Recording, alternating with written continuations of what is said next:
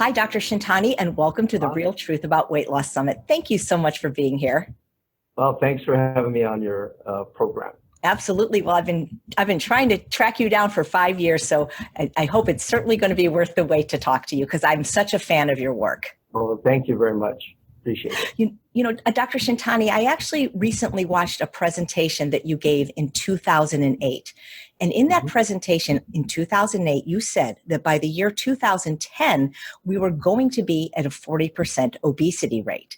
Well, now it's 10 years later. Did you ever expect that it would double and that we'd be now almost at an 80% obesity rate?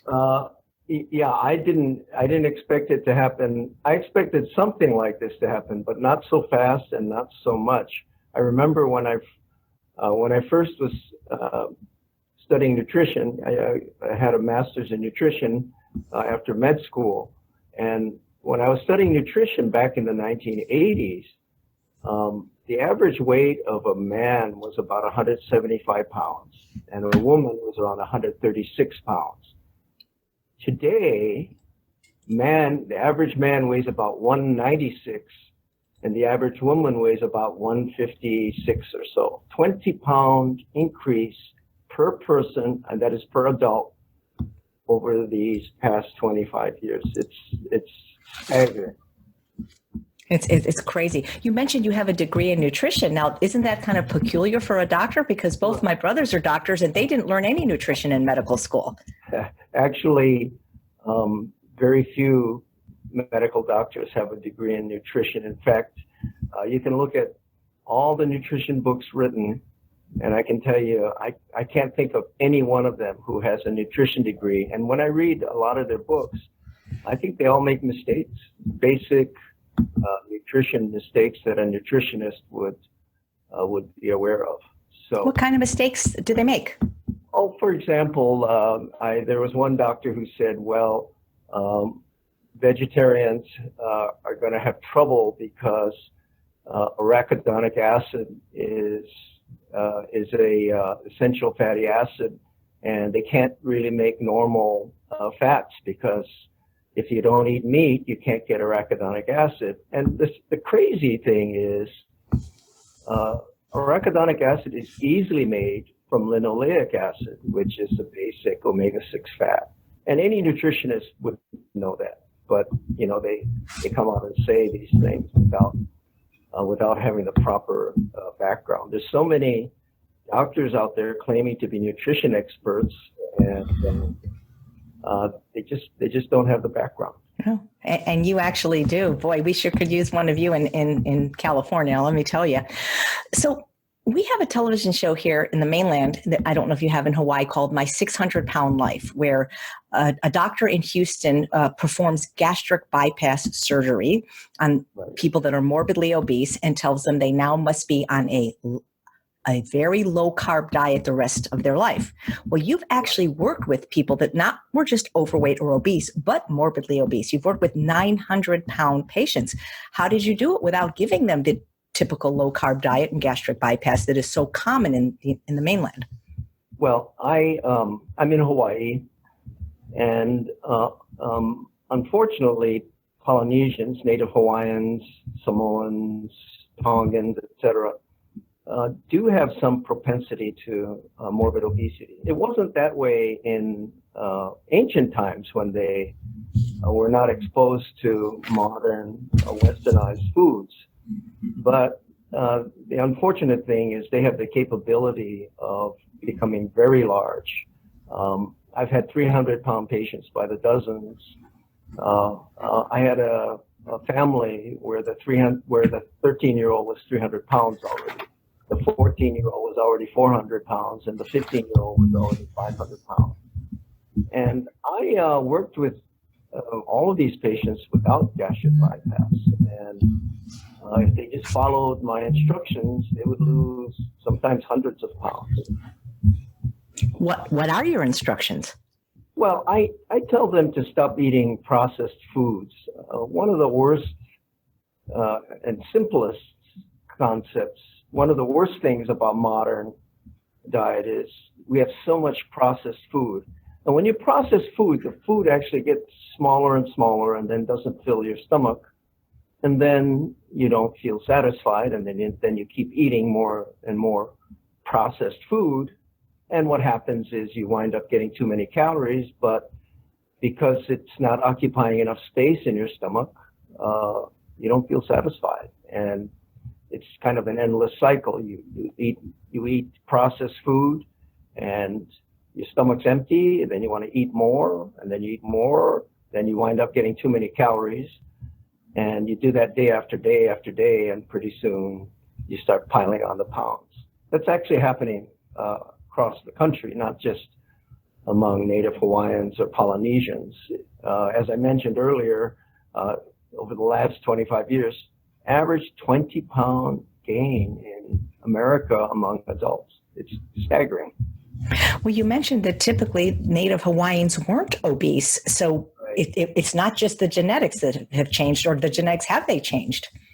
Well, what's changed is the food, because in the old days, Hawaiians would eat a high-carb diet made up mostly of taro and poi. If you've been to Hawaii, you know that poi is like it's almost like a pudding made of mashed taro. I actually really like it. That's exactly what it tastes like to me. Especially if you get fresh poi, it's actually very, very delicious. Sweet potatoes, yams, root vegetables are their main starchy food, and breadfruit, which is well, comes from a tree, but it's kind of a starchy food. And then they ate lots of vegetables. They ate fruit. They'd eat fish once in a while. Seaweed was part of their diet, so they got lots of good minerals. And they didn't get overweight as a result. And people ask me, well, how do they stay slim on a high-carb diet? And what I tell folks is, why are you asking that? The slimmest populations in the world eat the most carbs. For example, Japan. You ever see a Japanese tourist? They're virtually all slim, and they're eating probably 60-70% carbohydrates because they're eating lots of rice.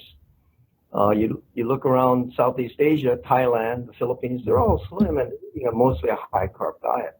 And people say, well, what's going on here? And what's going on is, in the U.S., most of our carbs are processed. And I'm talking about sugar and white flour, and even whole wheat flour isn't the greatest. Because what happens is you concentrate the calories into such a small package that your stomach isn't full and you're not satisfied, and then you wind up continuing to eat more to fill up the stomach. Meanwhile, you're also getting fatty foods. We eat way more fat than humans used to eat. And when you talk about calories from fat, well, those are even more compact than sugar or white flour. A tablespoon of salad oil is 120 calories. And so when you combine processed carbohydrates, processed sugar with processed oils, you have lots and lots of calories, but very little nutrition and very little to fill up the stomach. And so you wind up remaining hungry, and then that's that endless cycle. Your stomach's empty, you eat more processed calories, and then your stomach is never satisfied unless you've got an excess of calories, and you have obesity and sometimes morbid obesity. Well, I'm a chef, and you said processed carbs and processed oil. That sounds like the recipe for obesity right there. Right, that's right. Yeah.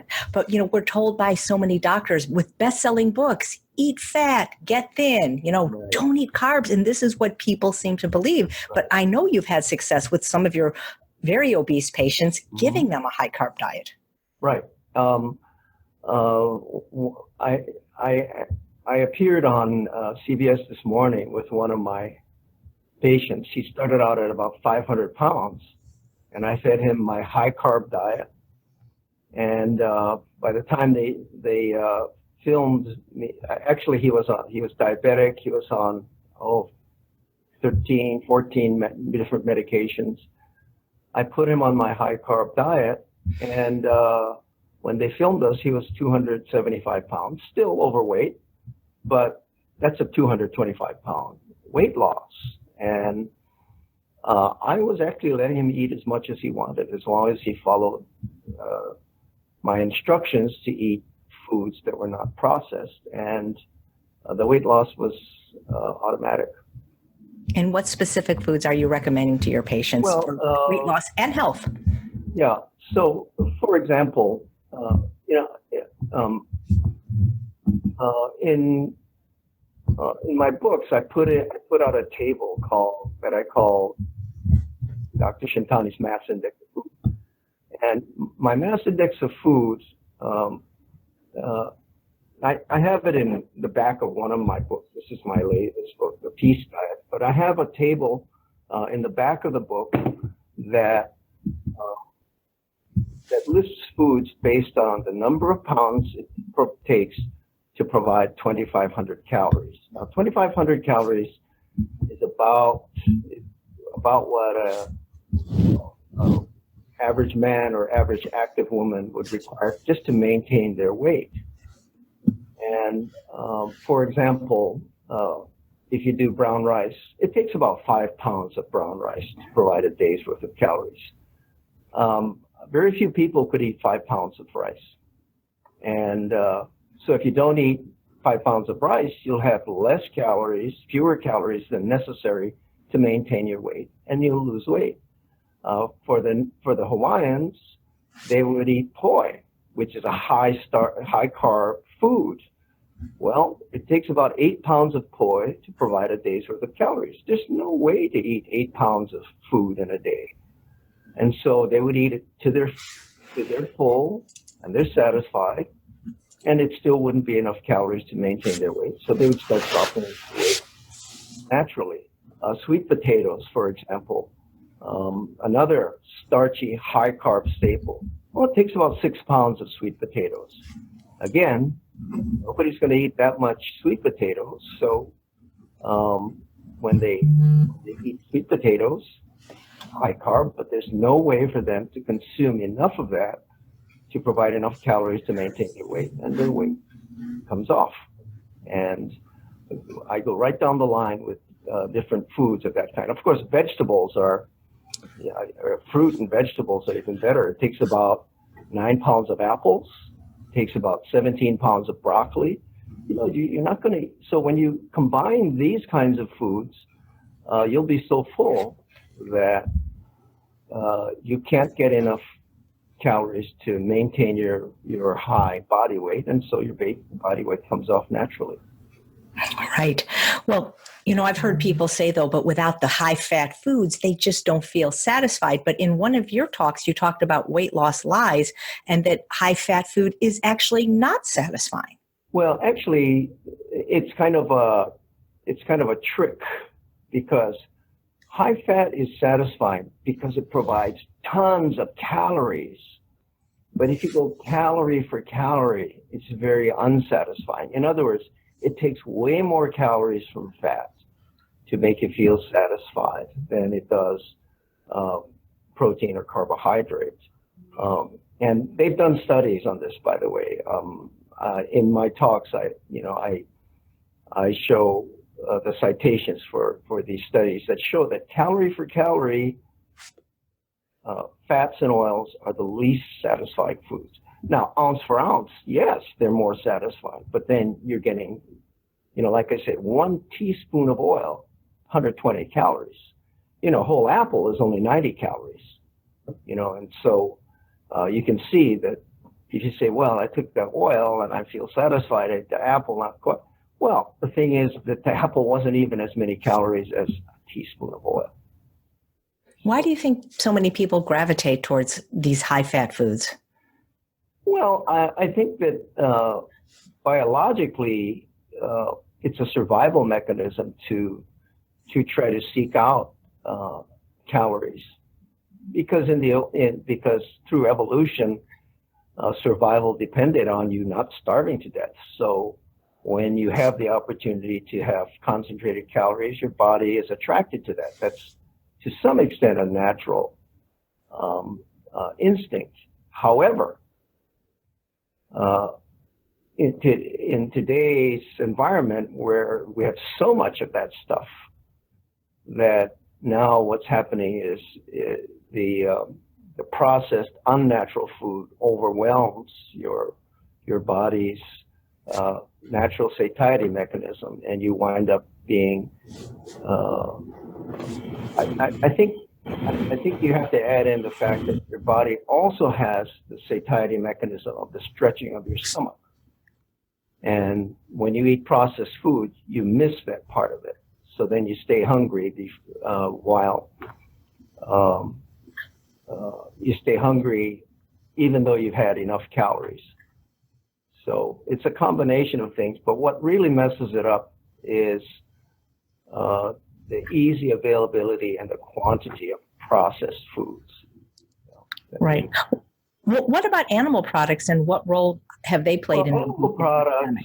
And I tell people, we know that humans didn't eat animal products in large amounts because I tell it this way, and not, we have archaeological confirmation, because in not one archaeological dig did they ever find a refrigerator. And if you don't have a refrigerator, really, how are you going to eat meat every day? And the answer is you won't. So we know that just in a practical sense, animal products were an occasional food, not an everyday food. And this is, this can be confirmed just by our anatomy. We don't have the teeth to be eating meat all the time. We have a gastrointestinal system that is much closer to an herbivorous animal versus a carnivorous or even an omnivorous animal. So anatomically, we are closer to herbivores. We're not complete herbivores because we have 4 meat-eating teeth, right? We have that's 1 out of 7 teeth are semi adapted to plant eating, and the truth is, humans are fundamentally omnivorous, but not to the extent that we're eating now. I mean, today they talk about eating, meat 3 times a day. I mean, that was suggested by the old pyramid, and still suggested by even the MyPlate. And while we're on that subject, the MyPlate is confusing because the current USDA plate has 4 categories. 3 of them are food categories, and 1 of them is oddly a nutrient. And what I mean by that is they have 1 category for vegetables, 1 category for grains, 1 category for fruit, and the other one is protein. Well, protein is not a food. It's not even parallel. So what I did was I created a different plate, which you can see on my book, The Peace Diet, and I put it in the form of a peace sign, where I have vegetables, grain, fruit, and beans and legumes, plant-based foods. And I use my peace plate as a guide because at least all 4 categories are food, and these are plant-based foods. And then as far as other foods, I don't expect everyone to be vegetarian or vegan, but the other food I think should be what I call party food. I don't say don't ever eat these things. I say just don't eat them on a daily basis. And so when I have people eat in the way that I recommend, all kinds of health problems improve besides weight control. I get people off their blood pressure medicine, their cholesterol medicine. I'm able to lower cholesterol by 70 points in some cases in 10 days. I get people's blood pressure down so fast that in a few days I get them off their blood pressure medicine. And for diabetes, I actually appeared in an article in Newsweek where I got a lady off of 80 units of insulin in 5 days with a high carb diet. So these are some of the good side effects of eating properly and controlling your weight. That's amazing that you got her off that much insulin in that short of time, because most doctors won't believe that. They say that carbs make their patients fat and that potatoes and rice turn to sugar. I mean, I'm not a medical doctor and I don't have a degree in nutrition like you, but could you explain it to, like, in layman's terms, how that people that are suffering can explain to their doctor, no, carbs won't make me fat? Right. Well, the key is, one of the things I say is that if someone tells you carbs this or carbs that, don't eat carb, if they don't tell you what form it's in, they probably don't know what they're talking about. Because you see, carbohydrate foods, depending on their form, can raise your blood sugar or can make your blood sugar easier to control. And it's hard for people to, even health professionals, to grasp that concept, except that I do this all the time. I feed people a high carb diet and their blood sugar uniformly goes down. And I have thousands of patients to show that. And the trick is that I don't feed them processed carbs. If they're eating whole carbs, there's fiber in it, there's other nutrients, there's the bulk factor that helps make them feel satisfied with fewer calories, weight starts improving. And by the way, some people say, well, you're just causing weight loss. That's how you control the sugar. And I said, well, how much weight do you lose in 5 days? It's not just the weight loss. It's the type and form of carbohydrate, and it's the whole diet. But if you're not a nutritionist, you probably don't know how to do that. I went to get a nutrition degree because I'm a professor at the medical school. I used to teach fourth-year medical students. And I remember my fourth year of medical school, and we were treating diabetics. We would, we're taught one-on-one with a preceptor, and we're seeing patients one-on-one, and I'm a student. And the doctor will say to the patient, oh, your blood sugar is out of control. This is a pill. And they write a prescription. And the patient asked me a simple question. Says, well, doc, when will this medicine cure me? And the answer, I think everybody knows, is never. You have to take it for the rest of your life. And I thought that was totally inadequate. And what I was very uncomfortable with is diabetes, obesity, hypertension. These are quintessential nutrition-related diseases. How do we treat these nutrition-related diseases without knowing nutrition? I just thought that was not good enough. That's why I went to Harvard to get a nutrition degree, so I would know what to do. And that's how I learned to do what I do. So most of my practice is in not putting people on medication, but getting them off the medication with a whole person approach.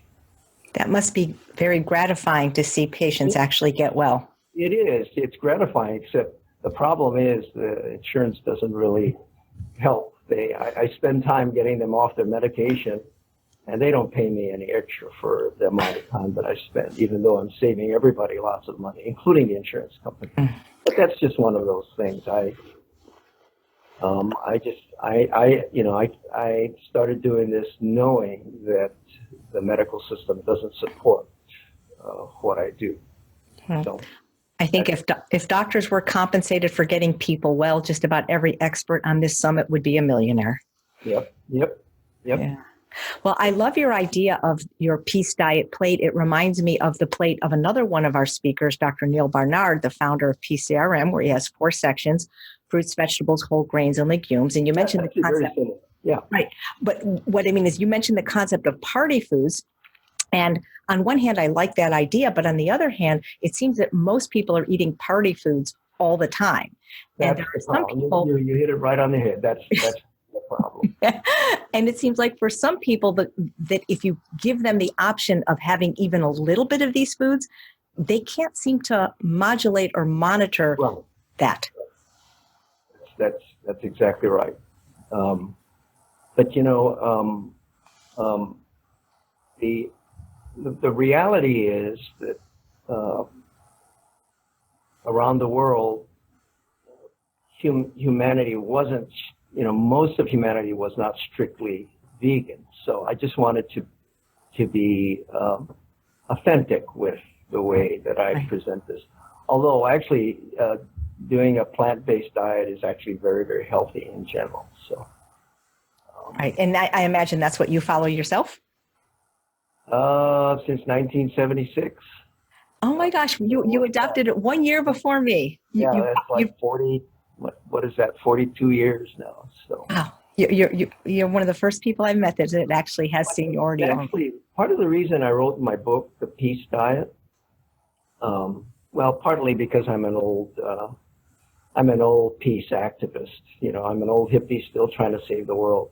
And so, I put peace diet. I put the peace sign right on the cover, and I make the plate that way. But part of it is that I actually got a very strong sense of inner peace when I started eating this way. And so, in my book, I actually have a chapter called The Physiology of Peace, and I try to explain why I became more peaceful inside, and actually it helped my spiritual development. So that's a whole nother dimension of the effect of eating properly. People's mood improves. Their energy level improves. I could go on and on to the benefits of eating properly, because basically you're regaining your health. Your brain wakes up. Well, that's a whole nother concept. Absolutely. No, I believe that the benefits far outweigh just weight loss. Right.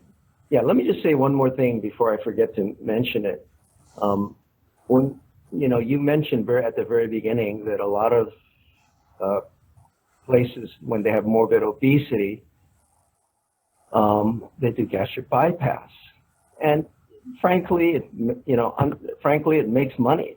I mean, these what they call bariatric surgery units make money because insurance will pay for it if you are morbidly obese or if you have the criteria.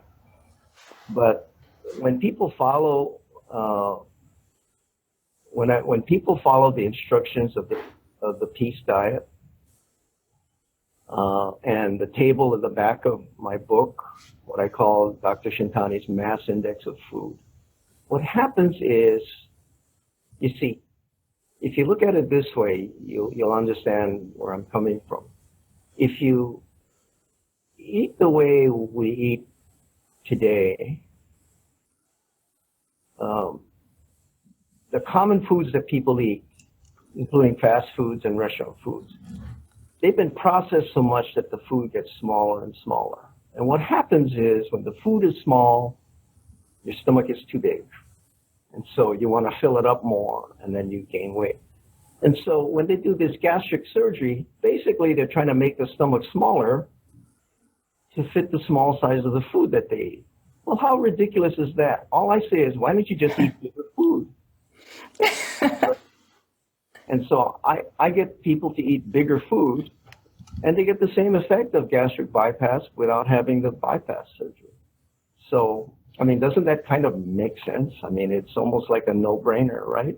Well, listen, I agree with you, Dr. Shintani. And when you said nobody could eat 8 pounds of food a day, I wanted to raise my hand and say I can, because I eat such calorically dilute food that I actually do eat about that much a day, because I understand that the way you propose to eat this diet, it really is non-surgical gastric bypass. Right. That's it. Yep. So anyway, but I've demonstrated that this works for 30 years, and I've published papers on it. And, really, unfortunately, I read all these nutrition gurus, and they're not trained properly. And I read their books, and they all make mistakes in their books. It's really funny. You have this gluten sensitivity thing that is sweeping across the country. I started a YouTube channel with many lessons, and one of them I talk about the gluten issue, because a lot of people are avoiding gluten products. And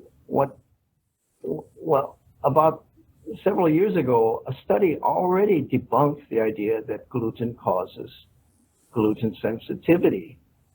They actually put 3 groups of people, one on placebo, one on high gluten, one on low gluten, and they made it double blind so they wouldn't know what they were taking. And the people who had the fewest symptoms were the high gluten people.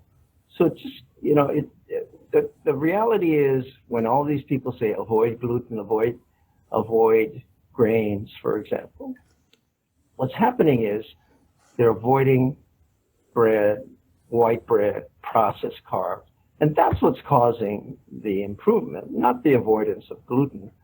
And so these are the kind of things that turn into misinformation. And what happens is a lot of the gluten-free products are actually unhealthier. They have processed some other kind of flour, and that's not going to improve the situation. And they think they're improving because they're avoiding the gluten. So, these are the things that I think need to be straightened out by conferences such as this one. How common has gastric bypass surgery become in Hawaii? And do you ever get a surgeon that sends you a patient and say, hey, wait, just try Dr. Shintani's Peace Diet first? No, they never send them to me. I suppose they'll lose money if they do that. Yeah, but they have a couple of bariatric surgery centers here, so. But my concern is, if somebody has gastric bypass, then it would almost seem like it would be impossible to follow the kind of diet you recommend, because now their stomach is. Well, right. Now they have a different problem, because they're going to have malabsorption problems. And long run, the long run is that once you have gastric bypass, they're starting to find out it doesn't last forever. After several years, they start having problems again. The body starts to adjust to the bypass. And then they got to go on a healthy diet anyway. Well, from my perspective, why don't you start the healthy diet from the beginning, so that you don't have to go through this. And I'm not saying gastric bypass is never appropriate. If you have somebody whose illness is life-threatening enough, sometimes you have to do something like that just as a temporizing measure, something as almost like an emergency intervention. But I'm saying in most cases, they can do without the surgery, still have a good result. Yeah, I agree. So Americans eat something like 92% of their calories from animal products and processed food combined. And in Hawaii, I've heard that there's a very popular canned food that's considered a delicacy that seems extremely problematic, because it's both an animal product and a processed food. Can you talk a little bit about that food and why it's such a problem in Hawaii? Well, of course, you're talking about Spam. And Spam was introduced, I believe it was introduced as a high-calorie food for soldiers during World War II that didn't need refrigeration. And because of the reduction in shipping during the war, Hawaii started becoming, and actually not just Hawaii, but a lot of the Pacific Islanders became dependent on canned Spam and canned corned beef and canned Vienna sausage and these kinds of processed meats as a source of protein. And little did they know, by the way, that these are not mostly protein, they're mostly fat. I think people are shocked to find out that Spam is only 17% protein, and that's a 1/7. It's only 7. The other 83% is fat calories. It's, you know, it seems to me like it's false advertising to say this is a meat product and it's protein. It's actually mostly fat. And all of them, even hot dogs and Vienna sausages, they're all mostly fat.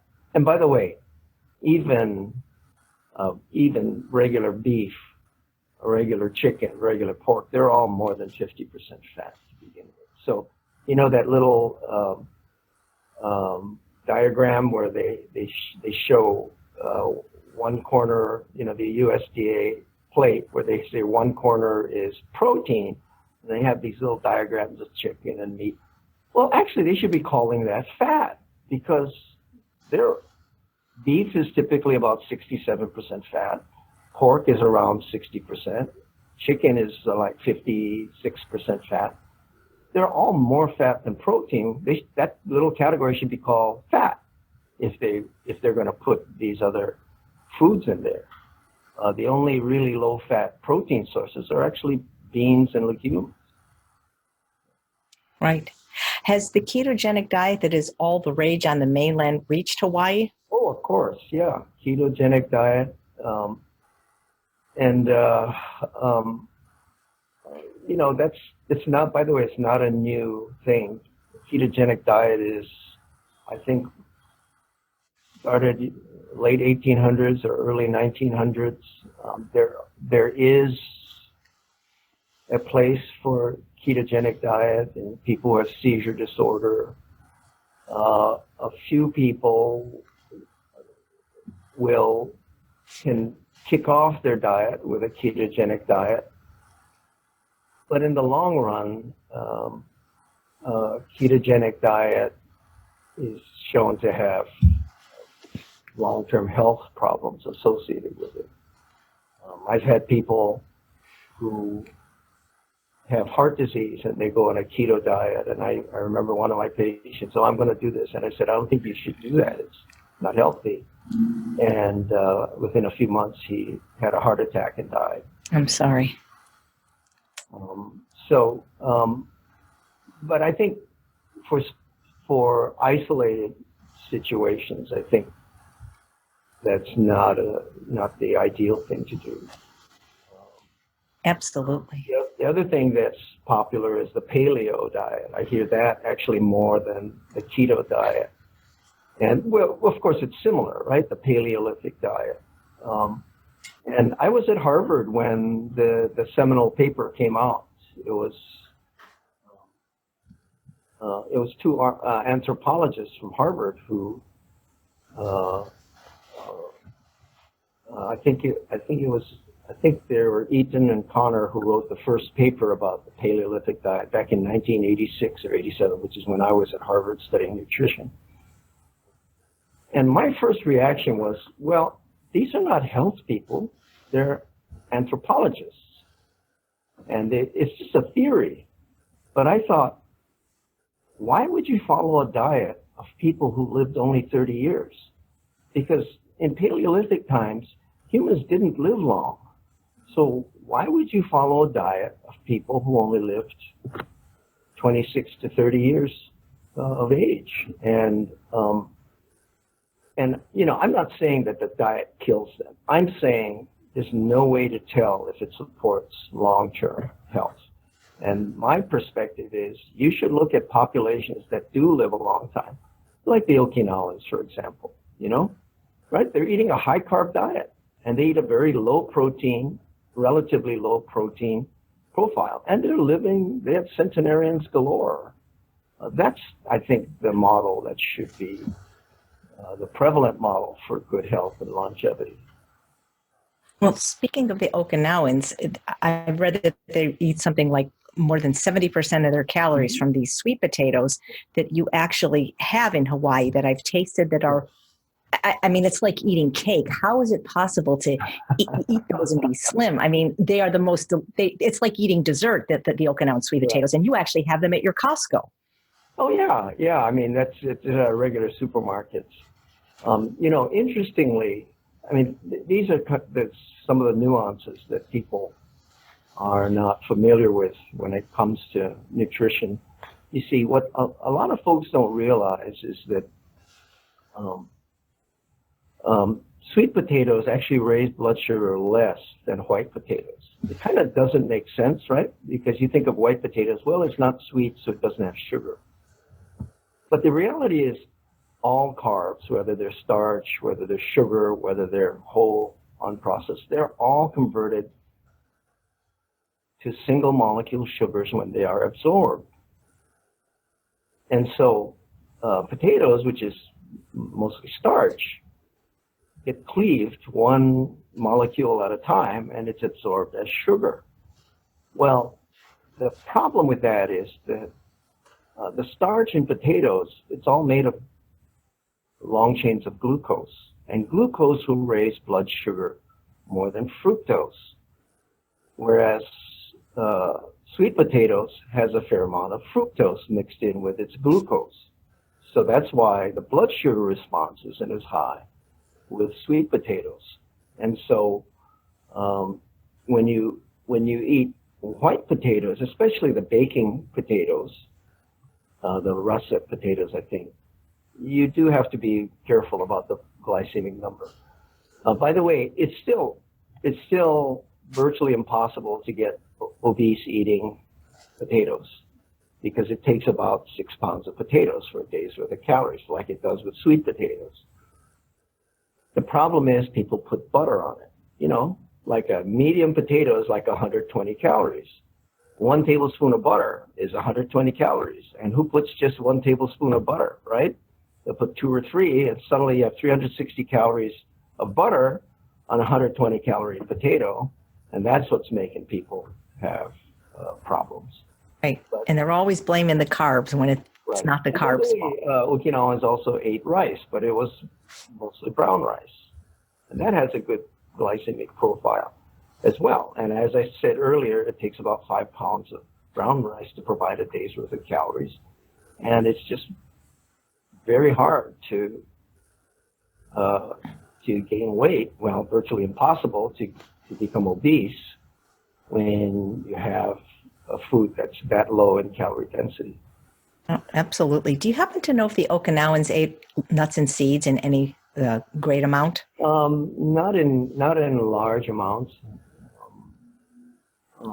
That's not the main part of their diet was brown rice and sweet potato. That was and both are high carb foods, right? And then they ate lots of vegetables and small amounts of fish and small amounts of pork. And a lot of people say Okinawans ate a lot of pork. Oh, really? It was about 5 ounces a week. A week. I mean, a lot of people eat 5 ounces in one meal, and then they'll eat 5 ounces again in the next meal. And that's the problem that we have. Right. And they weren't eating processed oils and dairy either, were they? Right. That's right. And actually, their pigs were probably not fattened up like they are here. Incredible. Part of the other problem is that when we have farm-raised animals, they're all fattened up. So their fat profile has changed dramatically. You take a wild animal and their fat percentage is somewhere around 19%. You take a cow and it's up to 67 to 70% fat. You know, they triple the amount of calories from fat when they farm raise them and fatten them up. So that's another problem, not just for the average American, but it's also a problem for people trying to do the paleo diet where they eat all this meat. Well, it's no longer Paleolithic meat anymore.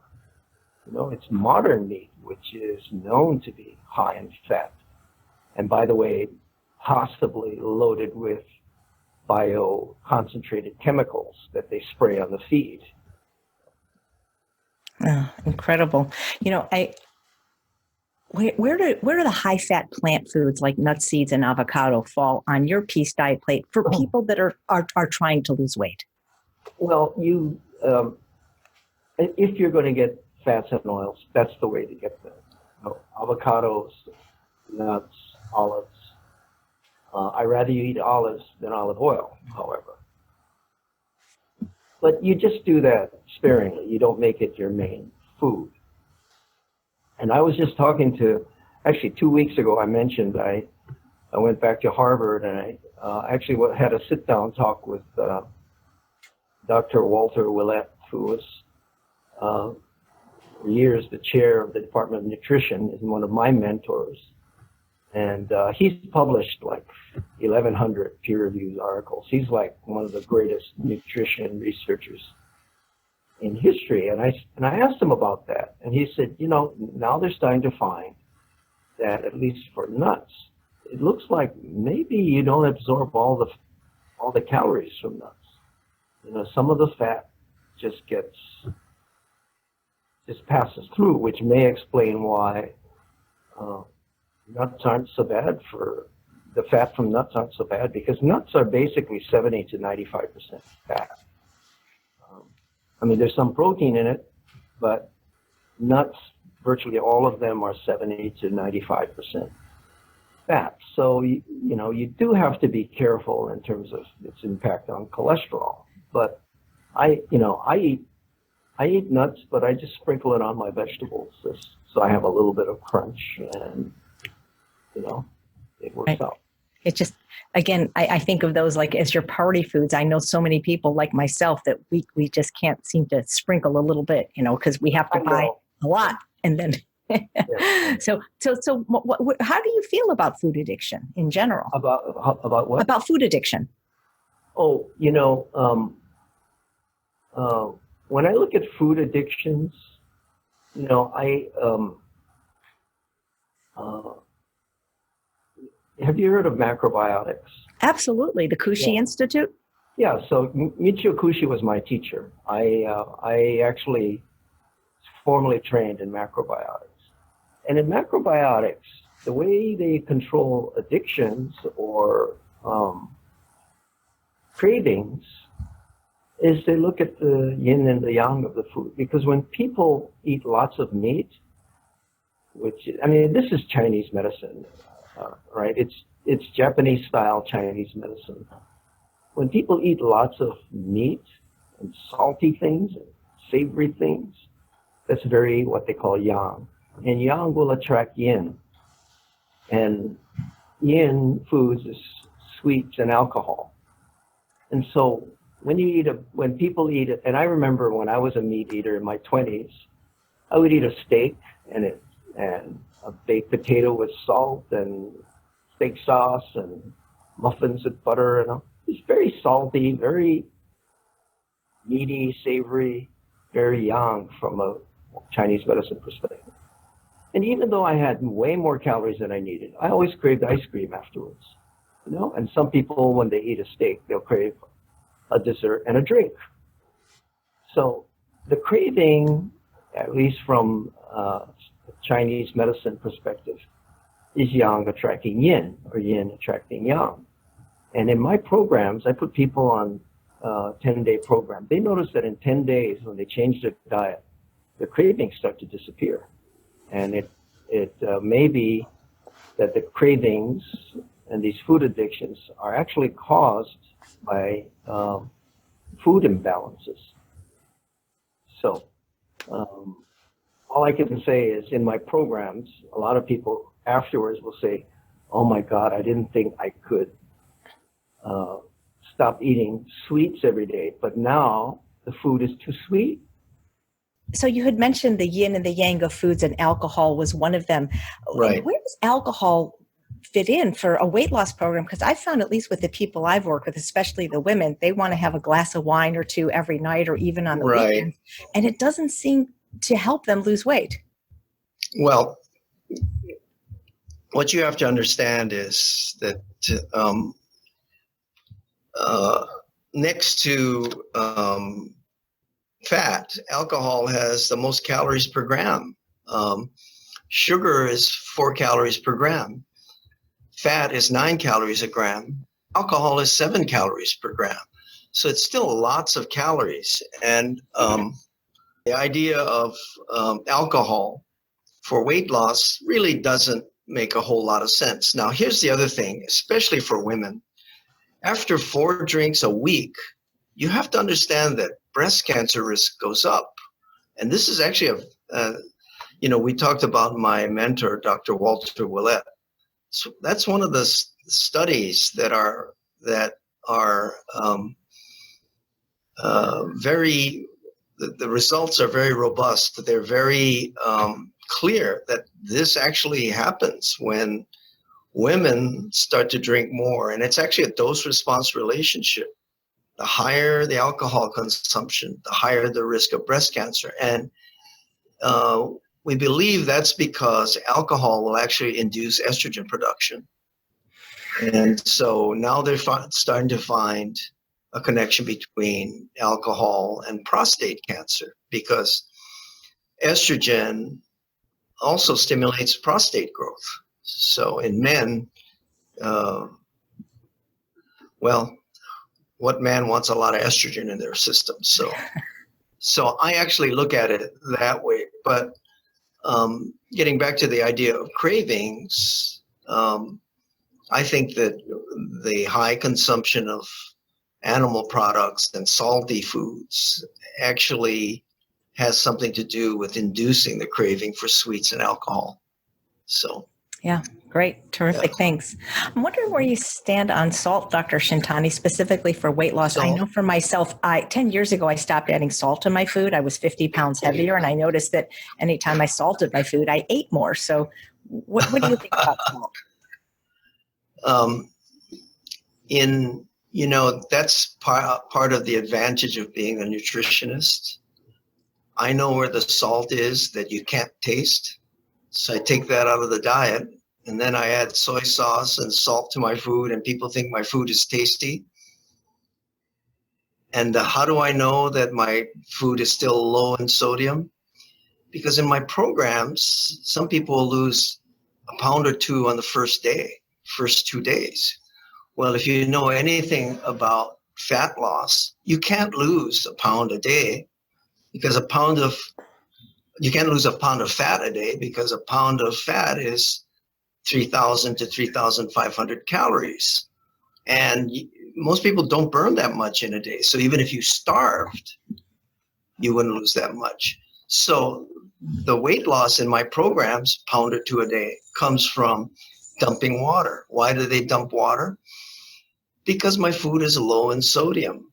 And when I prepare the menu for my program, I take out all the things that have sodium in it that you can't taste, and then I flavor it nicely. So yes, it's better not to eat too much salt, but no, my food is not tasteless. If you people go through my recipes and they said, "Isn't that a little salty?" And I said, "Hey, I put soy sauce on everything, and I don't." My last medical checkup, my blood pressure was like 119 over 78. I don't have a high blood pressure, even though I kind of like salt in my food. But because I know where the sodium is that you can't taste, I don't eat stuff like that. Right. So, sounds like you and Dr. McDougall would be great friends. Oh, actually, I took over his practice here. When he left Hawaii, he sold me his practice for $1 because I was the only doctor he could trust that wouldn't put his patients on a whole bunch of medicine. So I actually did. Dr. McDougall and I are great friends. Wow. Yeah. And he's an expert on this summit too. Yeah, you guys are cut from the same cloth. Yes, I love one of the things you said in one of your lectures. Most people, doctors included, know that sugar is not a health food, but yet when it comes to things like flour, they seem to miss the boat. And you said in one of your talks that flour, when you grind it, that it becomes like sugar to the body. That's right. Yep.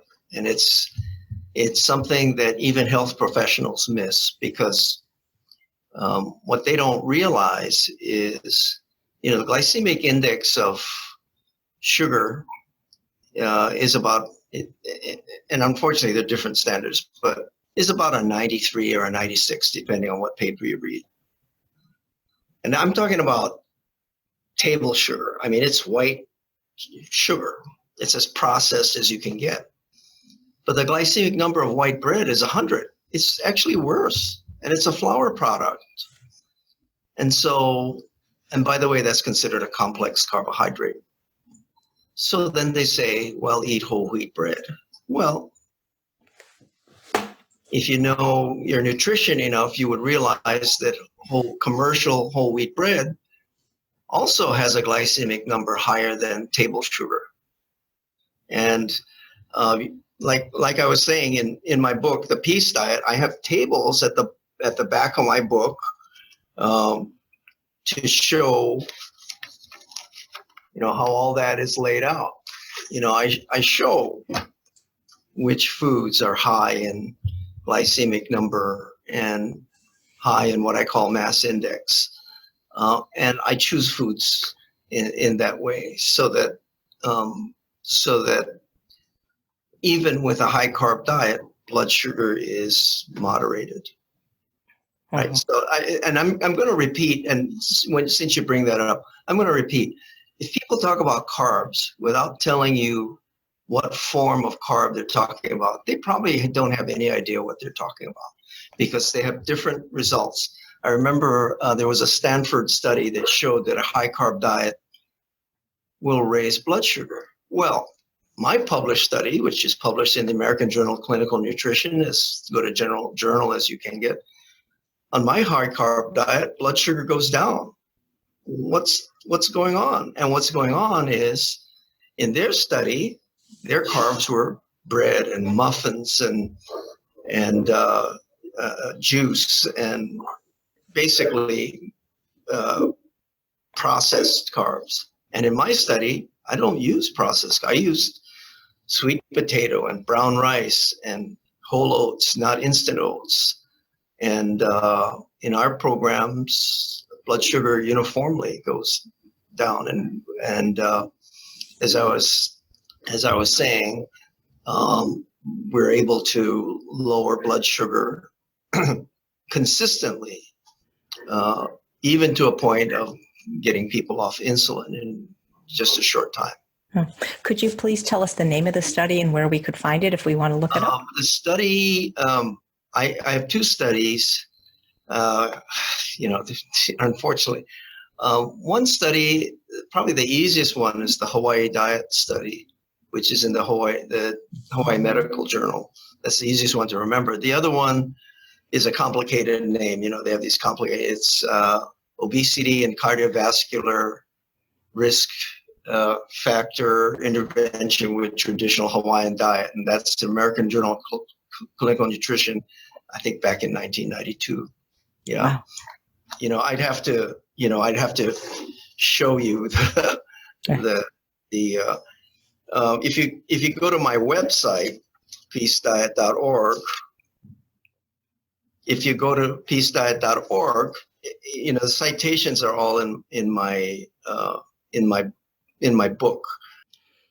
Some people say, well, why should people listen to me? I'm one of the few medical doctors. I'm an MD. I've been a professor of medicine at an accredited medical school. I opened the clinic for the Department of Alternative or Complementary and Integrative Medicine here. So I'm a conventional doctor. I am board certified in preventive medicine, but I also have a degree in nutrition from Harvard.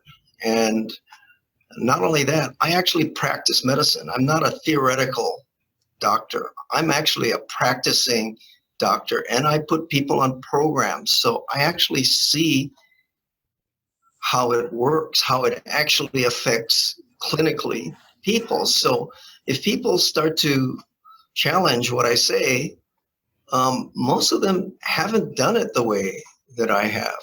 And I'll say, well, if they say, well, high carb diets don't control diabetes, I said, well, then explain why my patients are coming off insulin. And of course they can't because they haven't done it. Right. Well, what would you say to someone who's given up hope that they could ever lose weight? Well, from my perspective, you should never give up. But I think that controlling weight is like controlling smoking. A lot of people don't succeed on the first try. And so it requires behavioral change. There are many factors. I think the more times people try, the more likely they are to succeed. Actually, if all else fails, go on a short-term fast. By the way, periodic fasting is not a bad thing, even for an average person, because they're saying that actually contributes to longevity. They're even saying a 13-hour fast is healthy, and a 13-hour fast is not that hard. Let's say your dinner is at 7 p.m. and then your breakfast is at 8. Well, that's 13 hours. And we actually had an expert, Dr. Ellen Goldhammer, on this summit as one of our speakers as well. So, Dr. Shintani, what is the real truth about weight loss? Well, I'm assuming weight loss when somebody is overweight, but the real truth is that